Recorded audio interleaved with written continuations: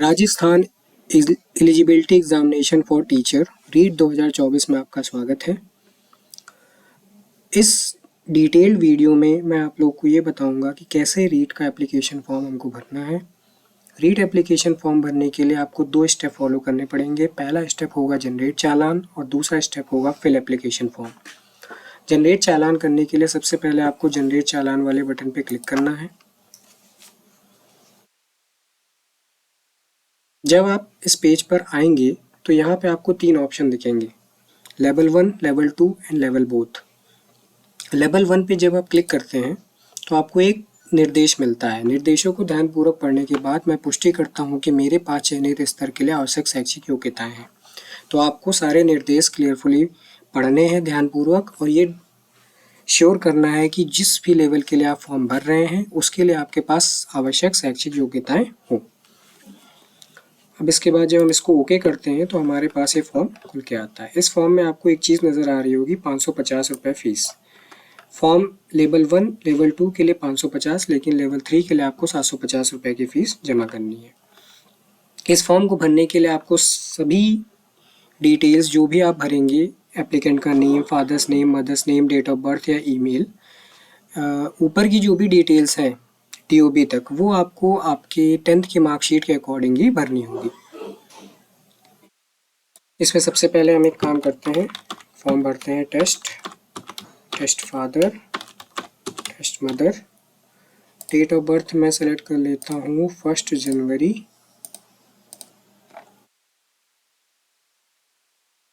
सन 2000।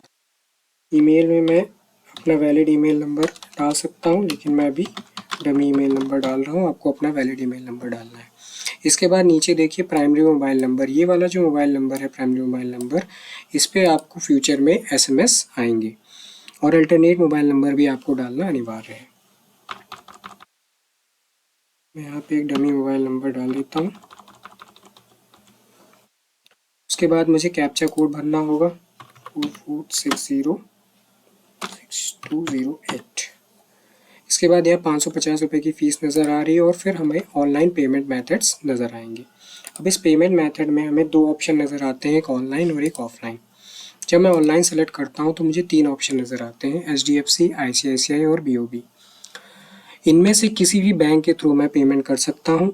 जब मैं किसी भी एक बैंक को सेलेक्ट करूँगा, उसके बाद जब सबमिट एंड पे पे क्लिक करूँगा तो मैं एक चालान वाले पेज पे रिडायरेक्ट हो जाऊँगा।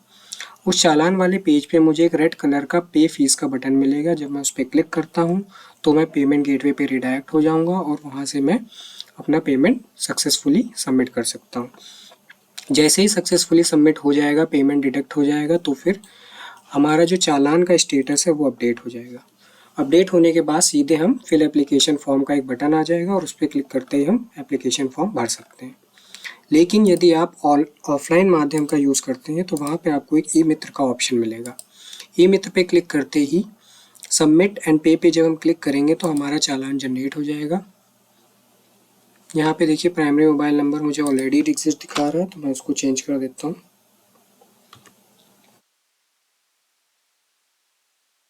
जैसे मैंने सबमिट किया, जनरेट चालान सक्सेसफुली दिखाने लगा।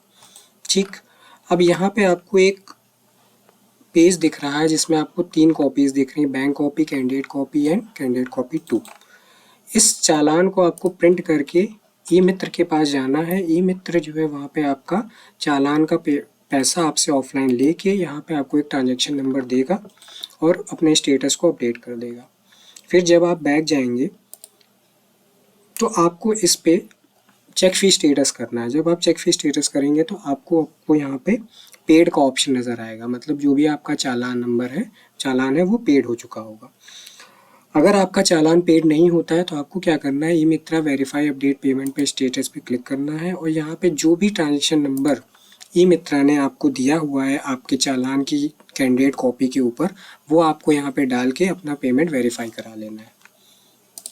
ठीक है, इसके बाद जब भी आपको चालान नंबर मिलेगा उससे आपको फिल एप्लीकेशन फॉर्म पे क्लिक करना है और यहाँ पे अपना सेलेक्ट करना है।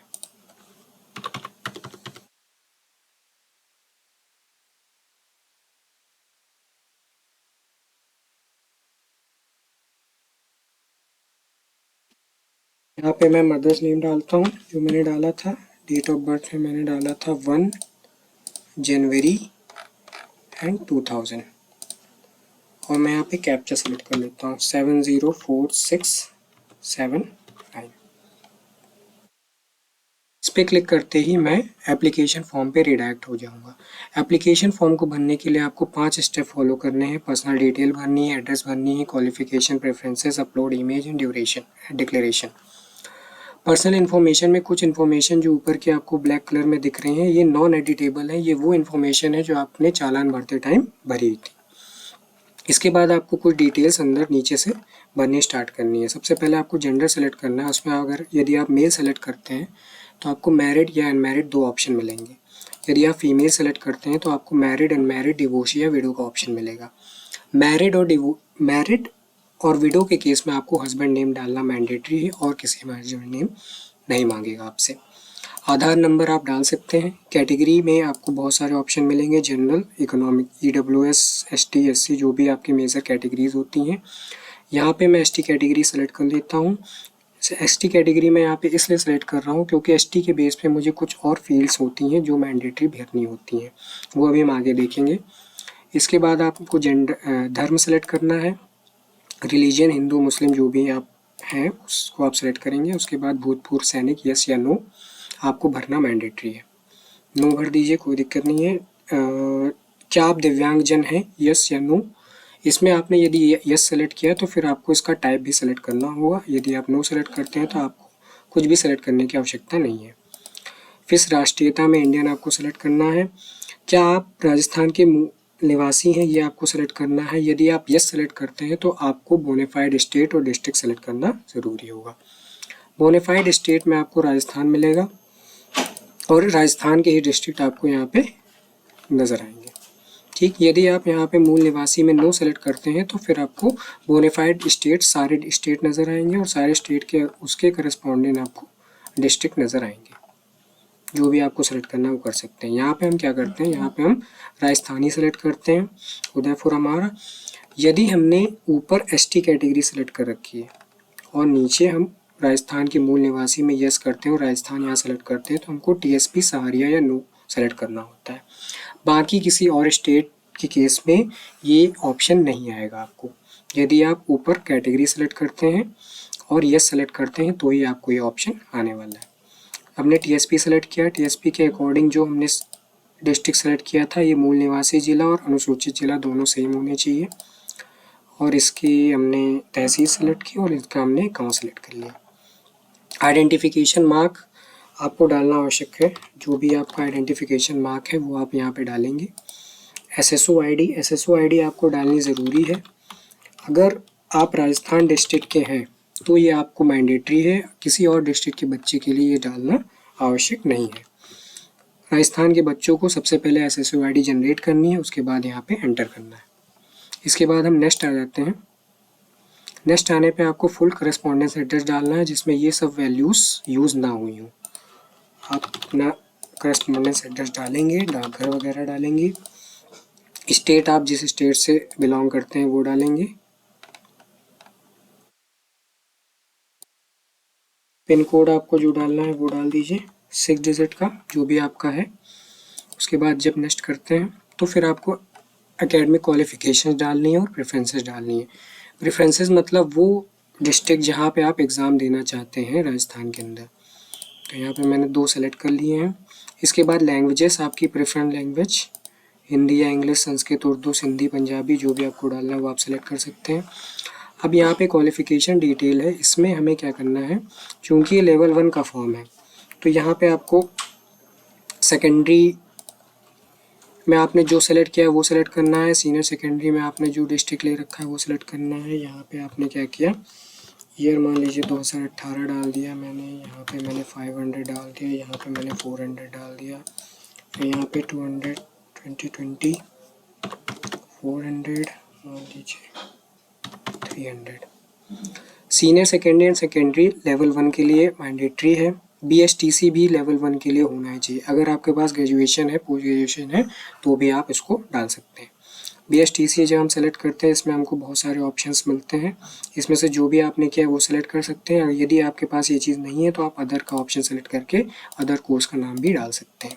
इसी तरीके से यूनिवर्सिटी में भी आपको अदर का ऑप्शन मिल जाएगा।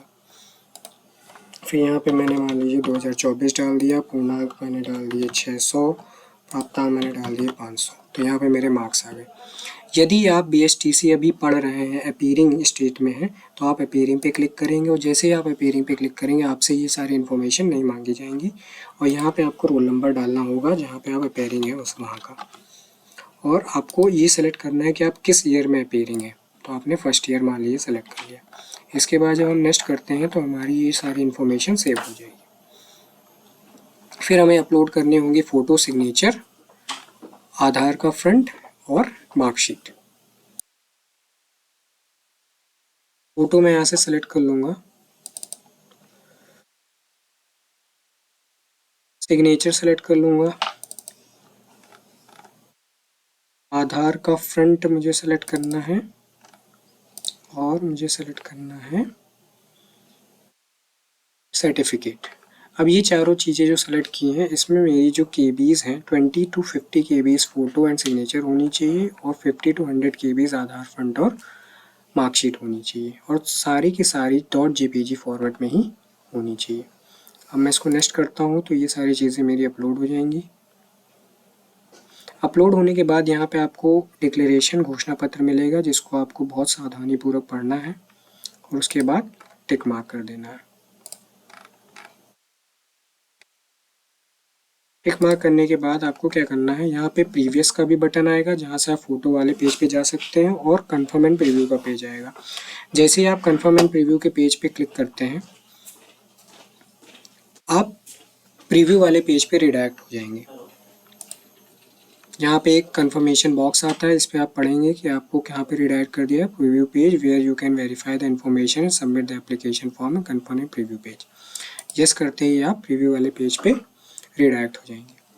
यहाँ पे देखिए प्रीव्यू वाला फॉर्म है, यहाँ पे वो सारी इन्फॉर्मेशन होंगी जो आपने अभी प्रीवियस स्टेप्स में भरी हैं। इनको आपको बहुत ध्यान से पढ़ना है, देखना है, कोई भी स्पेलिंग मिस्टेक ना हो, कोई इन्फॉर्मेशन आपने गलत तो नहीं भरी है। यदि आप वेरीफाई कर लेते हैं कि सब कुछ आपने सही भरा है तो आप वापस से क्या करना है, आपको कंफर्म कर देना है। और यदि आपको कुछ चीज़ गलत लगती है तो आप एडिट पे क्लिक करेंगे, आप पर्सनल डिटेल पे आप रिडायरेक्ट हो जाएंगे, वहाँ से आप वापस से सारी चीज़ें स्टेप फॉलो करके आप यहाँ पे आ सकते हैं। सब कुछ सही होने के बाद जब आप कंफर्म पे क्लिक करेंगे तो आप सीधे पहुँच जाएंगे हमारे यहाँ पे। कंफर्म पे क्लिक करने के लिए भी आपको फिर से जो है टिक मार्क करना होगा, एक बार फिर से टिक मार्क करने के बाद आप कंफर्म पे क्लिक करेंगे और आप फाइनल प्रिंट पे पहुंच जाएंगे। कोई भी बच्चा प्रीव्यू करने के बाद रुकेगा नहीं, जब तक आप इस पेज पे आके फाइनल प्रिंट वाले पेज को प्रिंट नहीं कर लेते हैं तब तक आपका फॉर्म कंप्लीट नहीं होगा। ये आपका फाइनल स्टेप है, इसको करना मैंडेटरी है। इसको आप प्रिंट लेके अपने पास सुरक्षित रख सकते हैं और इसके साथ आपका फॉर्म कंप्लीशन कंप्लीट हो जाएगा। आपके पास एक SMS आ जाएगा कि आपका फॉर्म कंप्लीट हो गया है, ये आपका एप्लीकेशन नंबर है। इसके बाद आप बैक टू पेज चले जाते हैं। एक चीज़ और मैं आप लोग को बता देता हूँ, अगर आपने ऑनलाइन माध्यम से कोई पेमेंट किया है और वो पेमेंट अभी अटका हुआ है या अपडेट नहीं हुआ है तो आप चेक फी स्टेटस पे जाएंगे तो वहाँ पे आपको एक चेक फी स्टेटस का बटन मिलेगा, पे एंड चेक फी स्टेटस। उस पर जब आप क्लिक करेंगे तो यदि आपका पेमेंट अपडेट नहीं हुआ है तो वो ऑटोमेटिकली अपडेट हो जाएगा, ठीक है। और इसके बाद आप रीप्रिंट भी यदि आप कभी लेना चाहें तो आप इस एप्लीकेशन फॉर्म का ले सकते हैं। जब तक वो फाइनल सबमिट नहीं होगा तब तक वो एप्लीकेशन सबमिटेड नहीं माना जाएगा, ठीक है। धन्यवाद।